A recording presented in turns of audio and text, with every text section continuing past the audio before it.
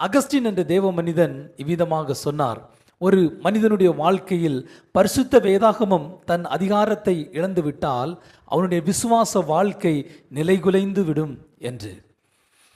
பரிசுத்த வேதாகமத்தின் வசனங்களுடைய அதிகாரத்திற்கு நாம் முற்றிலுமாய் சரணடைய வேண்டும்.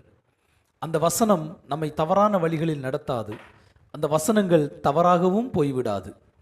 ஆம் பிரியமானவர்களே, ஒரு அழகிய பட்டணத்தில் ஒரு பாலம் மக்களுடைய பயன்பாட்டிற்காக இருந்தது. அதனூடாய் தினசரி பல ஆயிரக்கணக்கான வாகனங்களும் மனிதர்களும் பயணித்து வந்தனர்.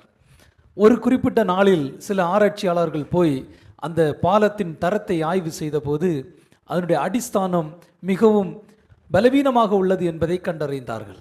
அவர்கள் அதை சரி செய்வதை விட்டுவிட்டு அந்த ஊர் மக்களை பார்த்து சொன்னார்களாம்: இந்த பாலத்தினூடாய் நீங்கள் பயணிக்காதீர்கள், இது மிகவும் மோசமான நிலையில் உள்ளது என்று சொல்லி அறிவுறுத்தினார்கள்.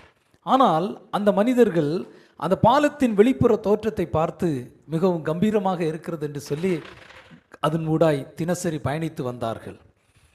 திடீரென்று அந்த பாலம் நிலை குலைந்து சடிதியாய் ஒன்றுமில்லாமல் போய்விட்டது. அப்பொழுது அநேக மனிதர்கள் மரித்து போனார்கள், பல வாகனங்கள் சேதமடைந்து விட்டது.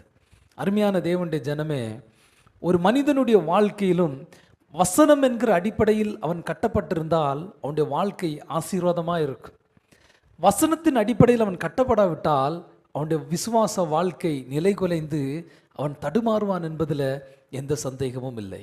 இந்த நாளிலும் நாம் நம்முடைய வாழ்க்கையை வசனத்தின் அடிப்படையில் நாம் கட்டுவோமானால் நம்முடைய விசுவாச வாழ்க்கையும் ஒரு ஜெயமுள்ள வாழ்க்கையாய் மாறும் என்பதில் எந்த சந்தேகமும் இல்லை.